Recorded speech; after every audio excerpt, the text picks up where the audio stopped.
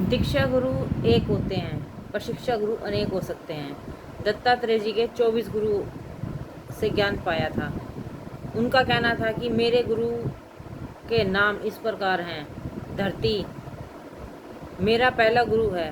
मैं प्रभात में उसे वंदन करता हूँ। हाथ क्रियात्मक शक्ति से के प्रतीक हैं। निश्चय करो कि परमात्मा को पसंद आए, वैसे ही काम करूँगा।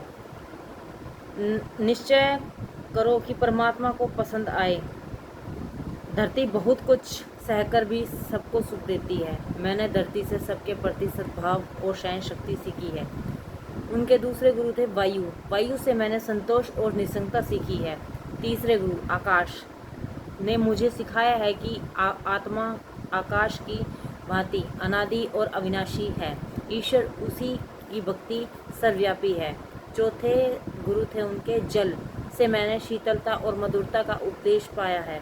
जल की भांति साधक को शुद्ध रहना चाहिए, मधुलावेशी और शीतल सर्वयुक्त होना चाहिए। अग्नि से मैंने पवित्रता सीखी है। हृदय में यदि विवेक रूपी अग्नि होगी तो पाप नहीं आएगा। विवेक ही अग्नि है। किसी भी व्यक्ति के दुर्व्यवहार को मन में न रखना। दूसरों के पापों के बारे में सोचना भी पाप है। दूसरों के पापों की बात मन में से निकाल दो। विवेक अग्नि से उन्हें जला दो। चंद्र ने मुझे छठे गुरु थे उनके चंद्र से ने मुझे क्षमता सिखाई है। वृद्धि और साहस तो शरीर के होते हैं, आत्मा के नहीं। संपत्ति में अपना भान न भूलना ही विपत्ति में दुखी मत होना। सातवें गुरु थे सूर्य। सूर्य की भांति परोपकारी होना है किंतु अभिमानी नहीं। एक ही सूर्य के प्रतिबिंब कई जल पात्रों में कई दिखाई देते हैं। आत्मा भी एक है किंतु विविध देहादि उपाधियों के कारण अनेक स्वरूपों वाला दिखता है। वास्तव में आत्मा उपाधारित है। आठवें गुरु थे कबूतर के प्रसंग से मैंने सीखा है कि किसी भी वस्तु या व्यक्ति के प्रति अतिशय आसक्ति नहीं होनी चाहिए। वह पत्नी और पुत्र आसक्ति के कारण मर गया। किसी की भी मृत्यु का विलाप न करे। रोने वाला स्वयं एक दिन जाने वाला है, तो फिर दूसरों के लिए रोते हो, अपने लिए ही रो। नौवें अजगर की भांति प्रारब्ध कर्मानुसार के कुछ मिले उससे संतुष्ट रहो। 10वें गुरु थे उनके समुद्र। वर्षा ऋतु में बहुत सा जल मिलने पर भी छलकता नहीं है और ग्रीष्म ऋतु में जल न मिलने पर भी सूखा नहीं हो जाता।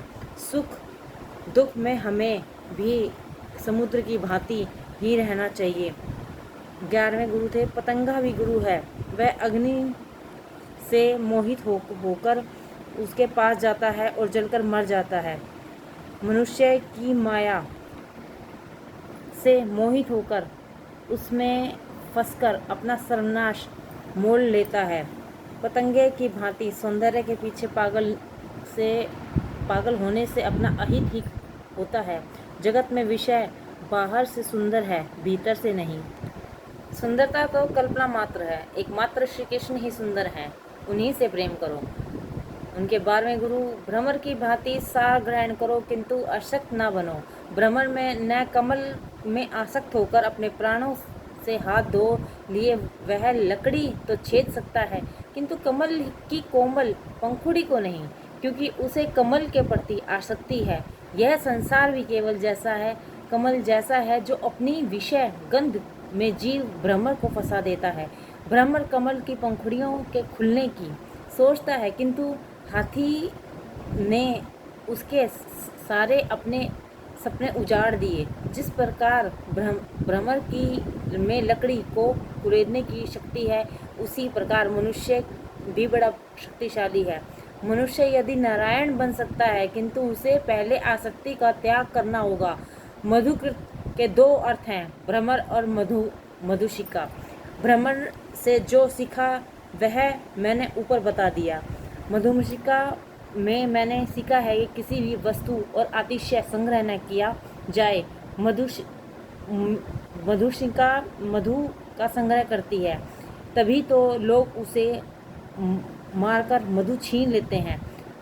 13वें उनके गुरु थे, हाथी भी मेरा गुरु है। स्पर्श सुख की लालसा के कारण हाथी जान गंवाता है।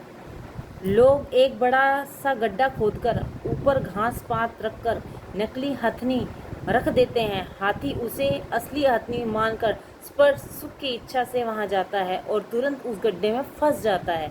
साधक पुरुष को चाहिए कि वह नारी का संग न करे और स्त्री साधिका को चाहिए कि वो पुरुष का संग न करे। मूर्ति तक स्पर्श न किया जाए। मधुमक्खी द्वारा एकत्रित मधु शिकारी छीन ले जाता है। योगी भी बिना उद्यम किए भी भोग पा सकता है। धन का संग्रह करने के बदले दान करो।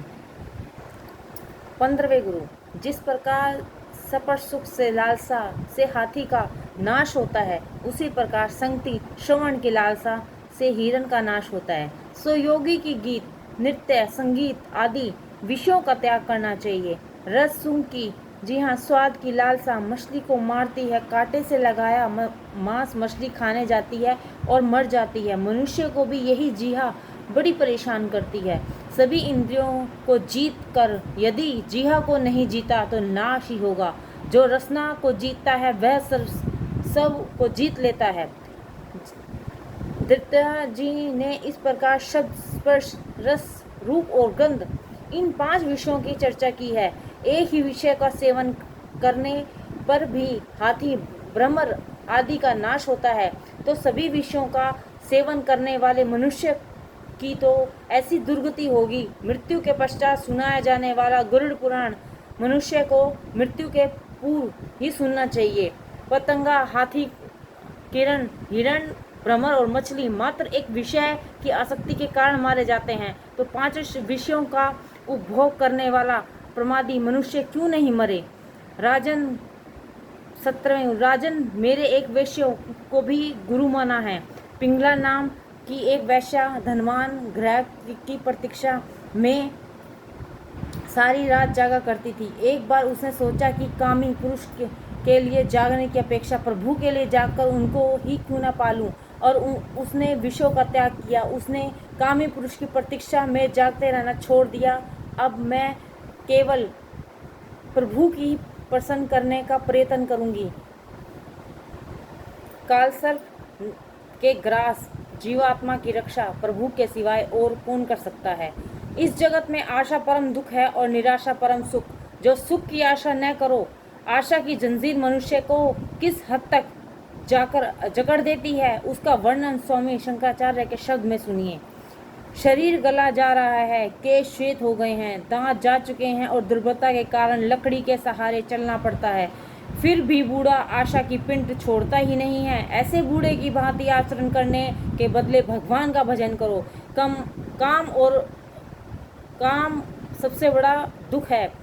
क्रूरी पक्षी की भांति संग्रह करने के बदले त्याग करते रहो। 19वां गुरु, बालक से भोलेपन, निर्दक्षता ग्रहण करो। 20वां गुरु, एक गरीब कुमारी की मंगनी के लिए कुछ मेहमान आए। घर में चावल तैयार न थे। वे मूसल लेकर बैठ गई, किंतु उसने सभी चूड़ी उतार दी, क्योंकि यदि चूड़ियाँ रहने देती तो मूसल को चलाते समय खनक होती और मेहमान जान जाते कि इस घर में तो चावल तक नहीं है। उसी प्रकार बस्ती में रहने से कलह कलेश होने की संभावना है, जो साधु को एकांतवास करना चाहिए। 21वें गुरु, बाण बनाने वाला लोहार भी मेरा गुरु है। वह अपने काम के इस प्रकार मगन रहता है कि रास्ते पर से धूमधाम से जाने वाली राजा की सवारी की ओर भी उसका ध्यान नहीं जाता। लौकिक कार्य की तन्मयता के बिना सिद्धि प्राप्त नहीं होती, तो फिर परलौकिक कार्य के ईश्वर की आराधना में तो तन्मयता के बिना सिद्धि मिल ही कैसे पाएगी। दैता, ध्यान और ध्येय जब एक रूप हो जाते हैं, तभी जीव कृतार्थ हो जाता है। 22वें गुरु, सर्प की भांति मुनि को भी अकेले ही विचरण करना चाहिए। 23वें गुरु, मकड़ी अपने मुंह में लार टपकाती है, उससे खेलती भी है और उसे निगल भी जाती है। ईश्वर भी अपनी माया की सृष्टि से सृजन करते हैं और अंत में संहार भी। 24वें गुरु, कीटक भी हम मेरे गुरु हैं। भंवरी उसे पकड़कर उसे अपने बिल में कैद कर देती है। कीटक भंवरी के भय से उसी के चिंतन करता रहता है और अंत में स्वयं भंवरी बन जाता है। मनुष्य भी ईश्वर के चिंतन करते करते ईश्वर बन सकता है। विषय का चिंतन करने से उसका मन विषयी हो जाता है। प्रभु का चिंतन करने का प्रभु में यदु राजा ने गुरु दैत्यते के साष्टांग दंडवत प्रणाम किया। जय गुरुदेवाय नमः।